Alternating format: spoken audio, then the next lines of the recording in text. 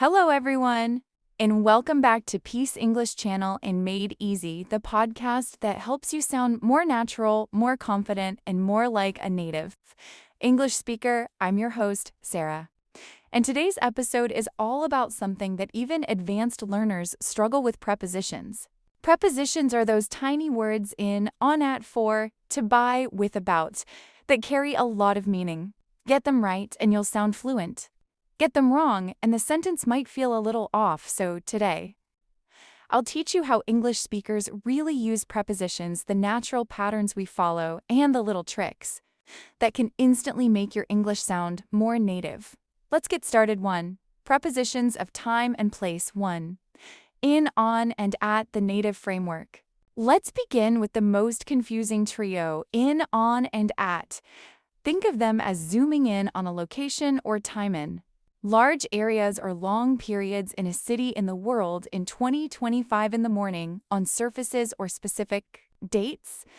Days on the table, on the wall in. Monday on July 4th, at specific points or exact locations at the bus stop, at the corner at 6 p.m. at home mini practice. I'll give you cues. Try to say the preposition before I answer the evening.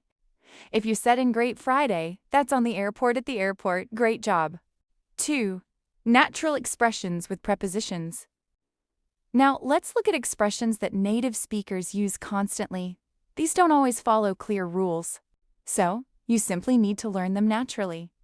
1. On for technology and media: on TV, on social media, on your phone, on the internet, on Zoom. You might be tempted to say, in the internet, but trust me, no English speaker says that. 2.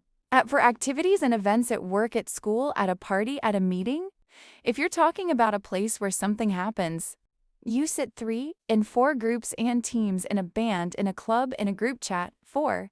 By 4 deadlines, in authorship, finish it by tomorrow. A book by J.K. Rowling. 5. 4 verses to this one is tricky because many languages use one preposition for both meanings. For benefit or duration: I bought this for you. I lived here for 5 years. To direction or intention: I'm going to school. I want to learn English. 3. Phrasal verbs and preposition patterns. Native speakers use phrasal verbs constantly. These are combinations of verbs plus prepositions that take on new meanings. You can't always translate them word for word. Let's look at some useful ones. 1. Look family, look for search, look after, equals take care of, look forward to, equals be excited about, look up, equals search for info. Looking to equals investigatium, looking forward to meeting you. Don't forget, after to here, you must use a noun or ing verb meaning seeing. Talking to, get family, get over equals recover, get along with equals have a good relationship, get away equals escape or go on vacation, get rid of equals remove. 3. Take family, take off equals remove, or a plane leaving, take care of equals look after, take up equals start a hobby, take back equals return something. Native speakers feel the meaning of the preposition. For example, up often means increasing or completing, out often means removing or going outside. Off means separation. Understanding the emotion of prepositions helps you guess meanings more easily. 4. Sounding natural in real life.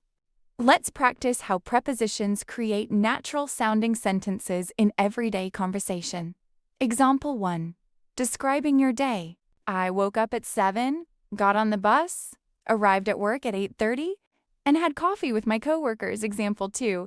Talking about hobbies: I'm really into photography. I joined a club in my neighborhood, and we meet on weekends. Example 3. Making plans: do you want to meet at the park on Saturday at noon? Example 4. Expressing goals: I'm working on my English so I can apply for a job in Canada. 5. Quick quiz: let's finish with a quick quiz. I'll give you a sentence with a missing preposition. Try to answer before I say it. 1. I'm interested learning English. In 2. She's waiting you for 3. We met a conference at 4. He's good cooking at 5. I saw at the internet on. If you got most of these right, great job. And that brings us to the end of today's episode. How to use prepositions like a native speaker. Prepositions may be small, but they're powerful, and mastering them will make your English sound much more natural. If you enjoyed this episode, don't forget to follow, subscribe, or share it with someone studying English. And if you want more lessons like this, you can always message me for another episode. Thanks so much for listening. I'm Sarah, and I'll see you next time on English Made Easy. Bye for now.